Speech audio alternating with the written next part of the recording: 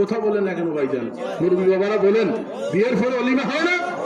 আমাদের দেশে অত্যন্ত আফসোসের সহিত বলতে হয়, আমাদের দেশে কনের বাড়িতে বরপক্ষ 100 জন, 150 জন, 200 জন, 500 জন মানুষ নিয়ে কনের বাড়িতে খেতে খায়।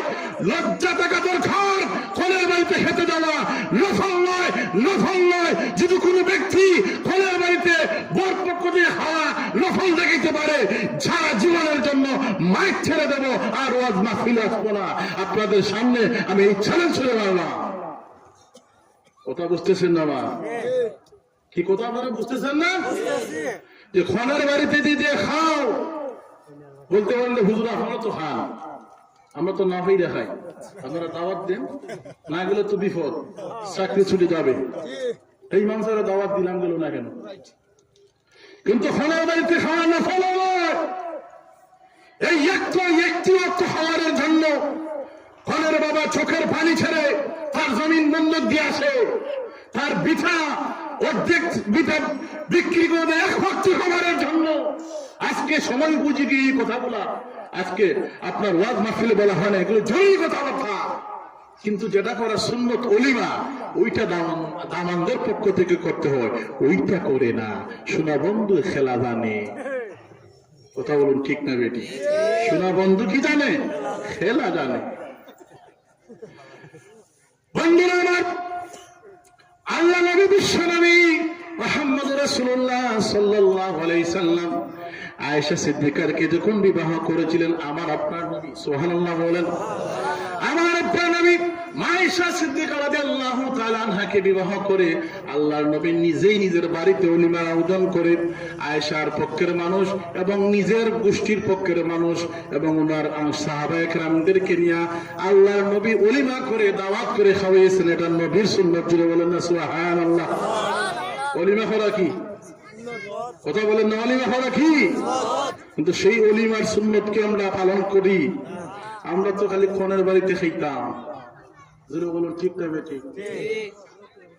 মক্কার কাফের তার নিজের অলিমা করবে, সে মনে মনে চিন্তা করলো ব্যবসায় যাচ্ছে, যে এবারে ব্যবসা যাওয়ার পরে আমার ব্যবসা যদি ভালো লাভ হয়, আমি এমন একজন ব্যক্তিকে আমার এবারের মাহফিলের আয়োজনে প্রধানমন্ত্রী বানাবো, যেই ব্যক্তি চরিত্রের দিক দিয়েও থাকবে আরবের মধ্যে সবচাইতে উত্তম চরিত্রের অধিকারী, যেই ব্যক্তি বংশের দিয়েও থাকবে সবচাইতে উঁচু বংশের মানুষ, যেই ব্যক্তি তার দেহ তার অভাবের দিক দিয়া সৌন্দর্যের দিক দিয়া সে থাকবে আরব কি আরবের মানুষের মধ্যে সবচেয়ে সুন্দর মানুষ। জুড়ে বলেন না সুবহানাল্লাহ? এটা প্রতিজ্ঞা রাখা একজন কাফেরের। উকবা ইবনে আবু মুইত তাফসীর জালালাইন শরীফ গুলো দেখবেন, তাফসীর জালালাইন শরীফ, তাফসীর রুহুল বায়ান, তাফসীর রুহুল মানি, খানজালিমান খাজাল আরফান, আল্লাহ মাহমুদ রাজা ফাজিল বিল্লাহির তাফসীর করেছেন। তাফসীর নাঈমের মধ্যে আনা হয়েছে, তাফসীর আব্বাসের মধ্যে একই ঘটনা বারবার নকল করা হয়েছে। যদি বলেন না সুবহানাল্লাহ? আমি কেন আলোচনাগুলো আনলাম, যে আল্লাহ নবীর সাথে কেমন জুলুম করলো, এই ঘটনা না শুনলে আপনি বুঝবেন না। উকবা ইবনে আবু মুইত কাফের ব্যক্তি, মানত করলো কি তার লাভের অংশ দিয়ে সে যখন আসবে ওলিমা করবে, মক্কার মধ্যে যেই ব্যক্তি দামি সম্মানী দেখতে সুন্দর তার বংশ ভালো তাকে দাওয়াত করবে। সে যথা নিয়মে তার ব্যবসা থেকে যখন ফিরে আসতে দেখলো প্রচুর পরিমাণ লাভ হয়েছে, প্রচুর পরিমাণ লাভ হতো। কোনো মুসলমান হয় নাই, কি হয় নাই? মুসলমান হয় নাই, সে কাফের। যখন বিশাল অঙ্কের টাকা নিয়ে ফিরে গেল, ফিরে আসার পরে সে চিন্তায় পড়ে গেল কি করা যায়, কাকে প্রধান অতিথি বানানো যায়। আজকে তো আমরা যে আমরা প্রধান অতিথি সিলেক্ট করার ব্যাপারে তো কই না, কে কি আমরা যে কাউকে প্রধান অতিথি বানায় দেয়। অনেক সময় লোকাল অনেক বক্তা আছেন, যেই হুজুরের হাতে হাজার হাজার ছাত্র পড়েছে, ওনার ছাত্র ঢাকা দিয়ে ওয়াজ করতেছে, উনি একটা মাদ্রাসার মুফতামিম, হাজার হাজার ছাত্র উনি লেখাপড়া করিয়েছেন, আজকে উনি লোকাল হওয়ার কারণে দাম পান না। গ্রামে যদি আপনার সন্তানকে আপনি ইজ্জত না করতে পারেন, বাহিরে আপনার সন্তান কি সম্মান পাবে? জুড়ে বলুন ঠিক না বেঠি? আমার জনমত হয়ে গেল অসংখ্য আমার ভাইয়েরা যারা আপনার দাওরা ফাঁস করেছেন, এই গ্রামের অসংখ্য আলিম উলামা আছে, ঠিক না বেঠি? এদেরকে মহব্বত করবেন, ভালোবাসবেন, ওনাদের যোগ্যতা অনুসারে নামটা সিরিয়াল মেনটেন রাখবেন। যদি আপনার গ্রামের সন্তান, যদি আপনার গ্রামের ছেলে, যদি আপনার পাশের ঘরের, কিন্তু তার যোগ্যতা যদি ঠিক থাকে তাকে আপনি আগে বসান। কারণ কি, এটা তার যোগ্যতার দাবি। আর যদি আপনি সেই দাবি থেকে আপনি তাকে হেনস্থ করেন, এছাড়াও একদিন জবাবদিহি করতে হবে। যদি বলুন ঠিক না বেঠিক?